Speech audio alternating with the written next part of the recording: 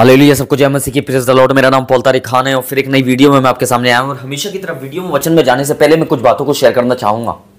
इस बात को ध्यान रखें मेरे प्यानो, सेवकाई वो नहीं है मेरे प्यानो जो स्टेज तक की जाती है। सेवकाई वो है मेरे प्यानो जो अपनी जान को जोखिम में डालकर मेरे प्यानो अन्य जातियों में की जाती है। इस बात को ध्यान रखें।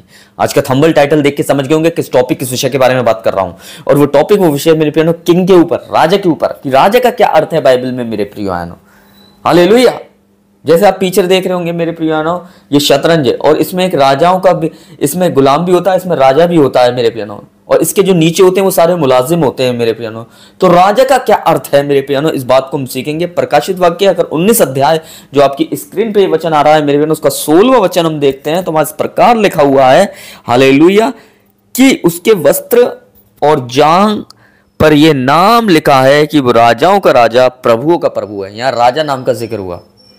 राजा का रोल क्या होता है, राजा का काम क्या होता है? राजा का काम होता है मेरे प्रियानो अपनी प्रजा को रूल करना, अपनी प्रजा को मेरे प्रियानो सही मार्गदर्शन करना, अपनी प्रजा को दिशा दिखाना, अपनी प्रजा का देखभाल करना, अपनी प्रजा को गाइड करना, अपनी प्रजा को मजबूत करना, अपनी प्रजा को अपने साथ में लेके चलना।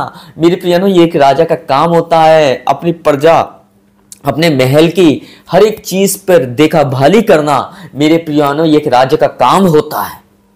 राजा का काम यही नहीं होता है मेरे प्रियानो कि वो मेरे प्रियानो कि वो खाली राजा बन जाए। राजा का काम ये होता है कि वो उससे अपनी प्रजा के बारे में मालूम होना चाहिए कि उसकी प्रजा क्या कर रही है। हालेलुया। देखो यीशु मसीह को कैसे मालूम चलता था, हालेलुया, कि जो फरीसियों के मन में चलता था उसे पहले ही पता चल जाता था कि वो उसके बारे में क्या सोच रहे हैं मेरे प्रिय भाई बहनों। क्यों? वो दूसरे के जीवन को मेरे प्रियानो सुनकर नहीं बताता था, दूसरे के जीवन को वो देखकर बताता था। हालेलुया। क्योंकि वो राजा था और उसे सब कुछ मालूम है। हालेलुया।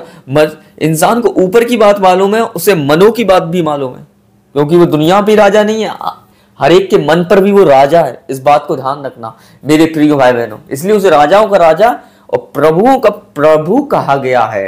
हालेलुया। अगर कोई राजा होगा ना तो उसके ऊपर राजा ठहराया गया यीशु। इस बात को ध्यान रखें। राजा का काम क्या है? राजा का काम है मेरे प्रियो खाली राजा नहीं बनना, बल्कि अपनी प्रजा की हर एक एक्टिविटी को, हर एक एक्टिविटी के बारे में मालूम करना, हर एक एक्टिविटी प्रजा की मालूम होना। इस बात को ध्यान रखें। हालेलुया। राजा का काम क्या है? राजा का काम युद्ध जीतना। आज आप प्रार्थनाओं में है ना, देखो यीशु मसीह रात भर प्रार्थनाओं में रहता था और दिन में क्या करता था वो मेरे प्रियनो? दिन में मेरे चमत्कार करता था, दिन में जिंदगियां बदलती थी मेरे प्रियनो, और रात को वो उस युद्ध में, जो प्रार्थना के युद्ध था, उसमें वो जीतता था अंधकार की शक्तियों से मेरे प्रियनो। हालेलुया। अगर आज प्रार्थना कर रहे हैं मेरे प्रियनो और आप प्रार्थनाओं के एक आत्मिक युद्ध में उतर रहे हैं और हर दिन अगर उसमें जीत रहे हैं आप मेरे प्रियनो, तो आप राजा हैं। अगर आप प्रार्थना नहीं कर पा रहे हैं और फिर भी आप प्रार्थना करने के लिए एफर्ट्स लगा रहे हैं मेरे प्रिय बहनों, और उस प्रार्थना को आप कर रहे हैं, तो आप राजा हैं।